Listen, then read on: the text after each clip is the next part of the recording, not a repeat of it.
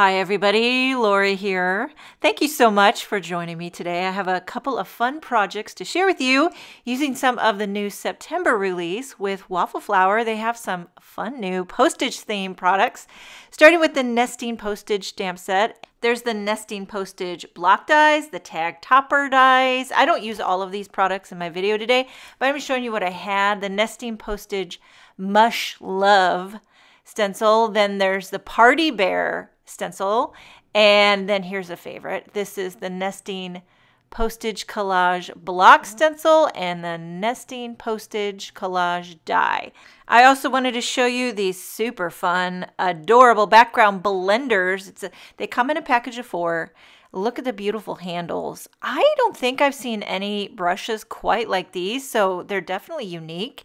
The white brush itself is buttery soft, and I love the soft waffle flower pastel-y color of the handle. So these are the background blenders, and I'm excited to give them a try. So I'm going to start with the Mush Love stencil set. This is a layering stencil set that creates a cute little, is it a hedgehog with a scarf and a coffee or a latte or a cappuccino. And then there's also another stencil that creates a round images like a snail and mushrooms.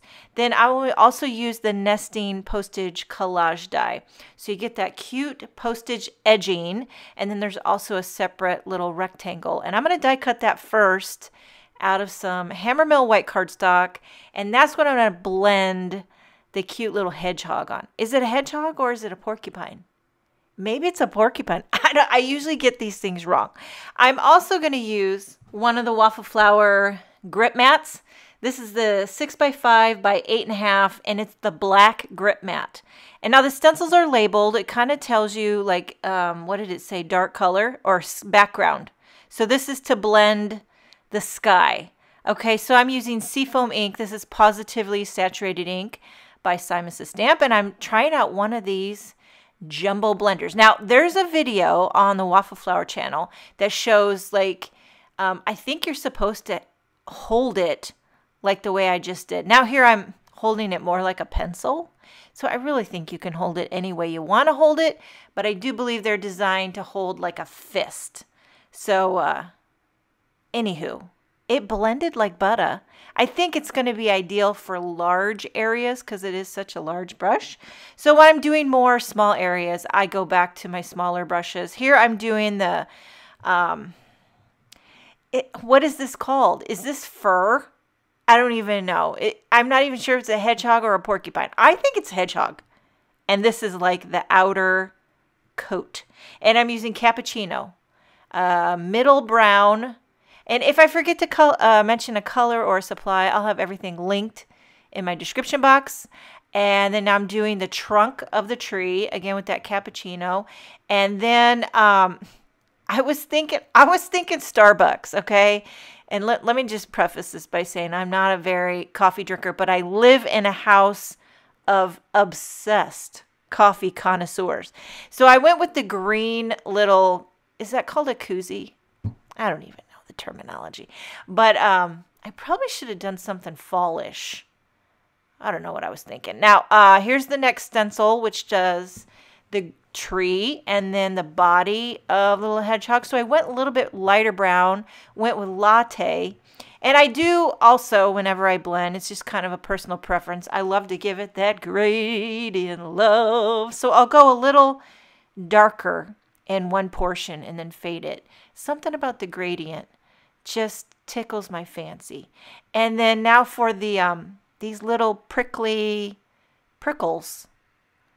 Mocha in the darkest shade. And I'm using one of those. These are my favorite. I have a handful of these little detail brushes, the round. They're also by Waffle Flower, and I keep a handful of them in a mug. And I just grab them all the time. I use them for little things, little doodads. They're really handy. And then now for the tree, I started with Fairway, and I went green. But you'll see later on that I end up adding a little bit of plum to the sides to make it more fallish. Because this is definitely fall vibes. I mean, the hedgehog has a big scarf. So probably not going to be super green trees. But, you know, it was an evolution. Now here we are with the scarf, which is kind of a 2-layer because there's patterned hearts that you can put on it. This also does the nose and the eyes of the critter. So I pulled out some black ink. Again, another one of these little round blender brushes. For the scarf, I went orange. Okay, and this is, I'll tell you why, because I'm always thinking, what other colors am I using in this design? I knew I was going to add a red mushroom. I had the blue sky, the green tree, and what other colors can I throw in that's in the rainbow? Well, I went with orange. See, that's my, people always want to know, how do you pick your colors? Well, I think, what other colors are being used? What hasn't been used? Orange, to round it out, because I'm always trying to sneak in all the colors of the rainbow, if at all possible. Now here's the second layer on the scarf where you can add the hearts. So here I'm going in, I believe this is apple ink, Positively saturated. Then I came in with a little bit of cranberry, again to give it that gradient dark red, and it just turns out just mighty fine. I love this festive happy scarf. Now here's where I go back in on the greenery of the tree, and actually I think this is cranberry I'm blending here. I knew a little bit of cranberry over that green was going to start making brown or plummy, and I was like, this could be good for fall. I really wasn't sure if I was wrecking my entire project. You ever do something where you're trying to give it a zhuzh and you're not sure, did I just ruin it? But you know what? I think I kind of like it. It looks like a tree that's in the beginning stages of turning. That's what I'm going for. You know what I mean? You always try to make an excuse for how it's working. And then I decided to add a little bit more gradient to the tree trunk because it just needed it. It was too flat for me. So I came in with woodsy. I pulled out woodsy and did a little bit here, a little bit there. Don't want to cover the whole thing. I just want to make some parts darker and some parts lighter, because the gradient part just tickles my fancy, like I said before. Okay, and then while I'm at it, I'm just going to go around and gradient up every area that I possibly can. So I had the woodsy out, and I'm giving a little bit darkness to that outer coat on this little critter. Can I tell you something? Today, here in Minnesota, I was not ready for this. I went to walk Hank. It was in the 40s. I had to put on a beanie and a sweatshirt, and like my eyes, you ever walk in the wind's hitting you and your eyes start watering. It looks like you're crying. You're not crying, but like you're not, actually inside you are crying because of the weather. I'm not ready for this. Like, can't we have a few days of 60s, 70s, like a nice September? Come on. 40, but I will say, you know what? Hank thrives in this weather, and he loves the wind. He just smells it. He sticks his nose up and he just smells the wind. Okay, I'm moving on to another one. Since I had everything out and I was having so much fun, I'm doing the party bear. It's the same idea, just with a bear. Okay, here I'm doing that, what I got, surf ink, and I'm doing the background again. This is kind of going to be like the sky, making a little bit of a blue background to the party bear.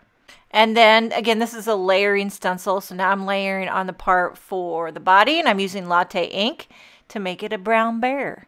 And you could do any color bear. You could make it a polar bear. I just thought of that. But I'm doing a light brown bear.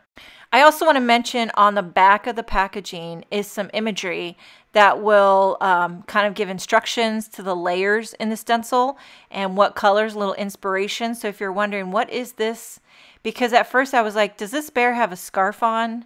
What is happening? But it's actually kind of like his chest hair. Is it a beard? I'm not sure, but I pulled out cappuccino, darker brown, and went to town. Okay, so it gives you a little definition with his arms and then his little hair, chest hair. And then there's also the detail for his facial shadowing. It all doesn't quite make sense, but then it comes together in the end. You'll see. There's also room for a party hat. Again, you can make that any color. I'm going to do a red hat. Again, because I was thinking, what colors am I doing? And I love red. I think red is just such a happy, celebratory color, red and pink. So did apple. And I'm purposely going to leave the top, like that little pom-pom on the party hat, I'm going to leave it white. And when this is all said and done, I'm going to glue on a white pom-pom, because like if you're going to go hard, Go hard or go home. Here's the little black features, the eyes, the nose, and the mouth, which really make it come together. It's so sweet. And then the party hat is a polka dot. So then I did a little cranberry for the polka dots here. And again, just switching to all different sizes of blender brushes as I work through, depending on, you know, the tiny little nooks and crannies. Okay, then for the present, I did peony for a hot pink bow on the present, and then some black on his little claws. Okay, so we're almost finished, I believe. I forgot to add a little bit of color to the present here, so I'm going to make it a pink present, trying to make the present a light pink and the bow a dark pink, but just working on that contrast there. So I had to make the bow a little bit darker. I came in with rose to just bump up the vibrancy on the bow. Okay, so I think I'm going to stop here before I go anymore. So you got the party bear, and you've got the adorable little hedgehog with coffee and a mushroom. And I'm going to start putting these two cards together. I have the nesting postage collage die, and I'm going to die cut 2 white panels with that postage edging. I love that look. So I did 2 of these with white cardstock. Those will kind of matte our little blended critters. So I'm using liquid glue to the back of the blended panel and gluing it to the postage little frame thingamajiggy here for both of these. And then as well, I'm gluing on a little white pom-pom. I have a stash of mini pom-poms in all the colors, and I love to use them for garland and party hats. Here is the Nesting Postage Collage Blocks Stencil. And I'm blending a little bit of apple ink on a piece of creamsicle cardstock. The creamsicle is Concord 9th.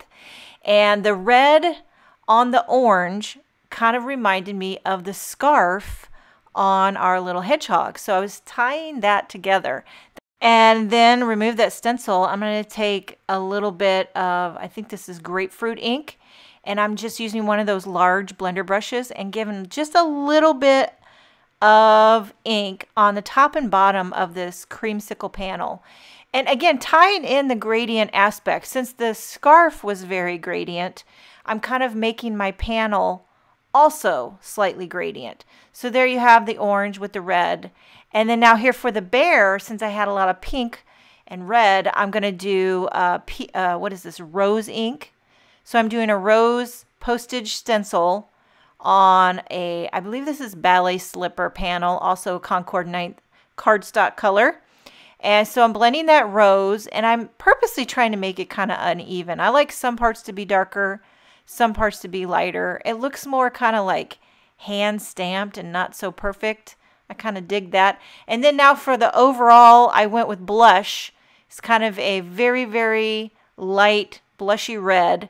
And I love these big blender brushes for bigger areas. I think they're going to be really fantastic when you have to do whole card fronts like this size. And do you see the way I'm holding the brush? I think that's the proper way to hold these brushes for the best ease of use. But I am definitely not an expert at it. I trimmed down the panels just a little bit so that when I put it on a white card base, you'll have that slight white border that I love so much. Okay, before I adhere these cards together, I'm going to stamp a few details using the Nesting Postage stamp set. So I have my white card base here. I've got my blended panel, and then here's my little blended critter, and this big old jumbo kind of like stamp, but it says hugs inside.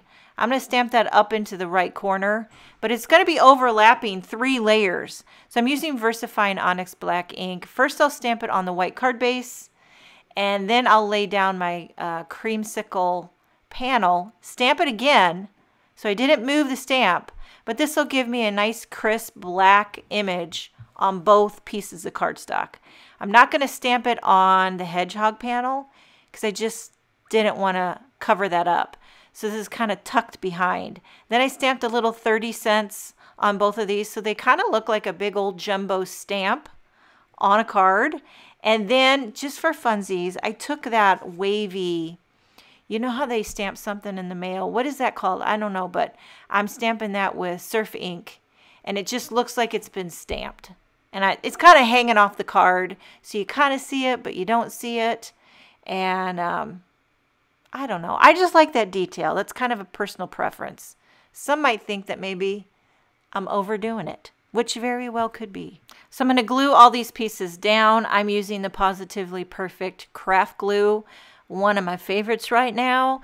And I didn't pop anything up, but I'll tell you what, I am not opposed. I am not opposed to popping up a panel, because dimension is life. I also went ahead off camera and added these little Subsentiments. These are the Subsentiments Aloha Diecut. Sending hugs, and it's your day. And these cards are finished. I hope you enjoyed this video. Make sure and check out the new September release with Waffle Flower. Thank you so much for joining me. Have a wonderful day, and I will see you next time.